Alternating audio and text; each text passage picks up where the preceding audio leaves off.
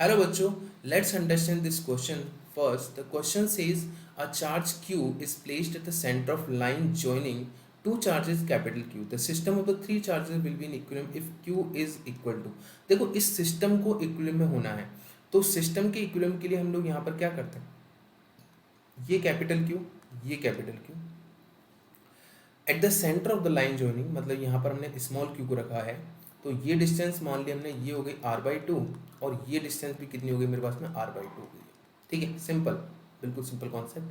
तो यहाँ पर अगर सिस्टम हमारा अगर इक्विलिब्रियम में है तो किसी भी चार्ज पर इसका मतलब यहाँ पर हम देखेंगे तो किसी भी चार्ज का अगर बोल रहा है तो हम इसमें या इस पे जब भी आपको मैग्नीट्यूड निकालना हो तो दोनों में से किसी भी एक चार्ज पर नेट फोर्स जीरो करो, और जब हमको डिस्टेंस निकालनी होगी तो डिस्टेंस निकालते टाइम हम जो भी चार्ज पुट कर रहे हैं उस चार्ज पर नेट फोर्स जीरो करना है आपको। तो क्लैरिटी आनी चाहिए इसमें। दो टाइप के क्वेश्चन बनते हैं इसमें, तो दोनों टाइप के क्वेश्चंस में क्या होता है, एक बार तो चार्ज की वैल्यू पूछेगा जो ये क्वेश्चन है, तो उसमें क्या करना है हमको, कैपिटल क्यू या फिर जो भी यहाँ पर Q1 Q2 यहाँ पर रखे होंगे चार्जेस, उन पर हमें क्या निकालना है, नेट फोर्स को जीरो करना है।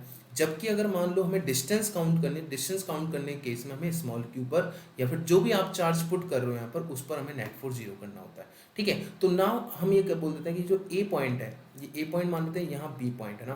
ठीक है, तो हम बोल देते हैं चार्ज क्यू ऑन ए।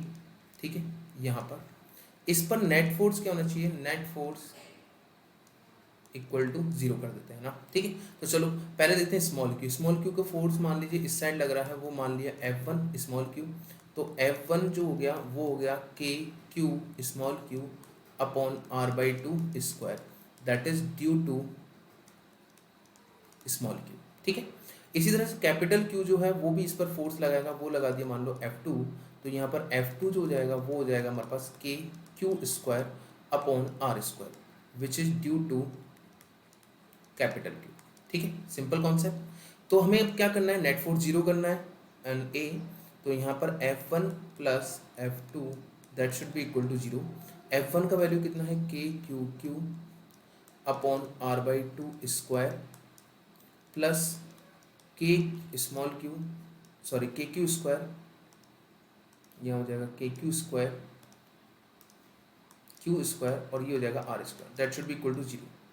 तो यहाँ थोड़ा सॉल्व करें हम लोग, के क्यू r²/4 हो गया यहाँ पर, ये हो जाएगा माइनस के q square upon r square. अगर हम सॉल्व करते हैं तो स्मॉल क्यू जो आएगा वो आएगा -q/4, तो small Q is -q/4, that is option second यहाँ पर करेक्ट है हमारे लिए। तो आई होप आपको ये क्वेश्चन क्लियर हुआ होगा, समझ में आ गया होगा बहुत अच्छे से। Thank you.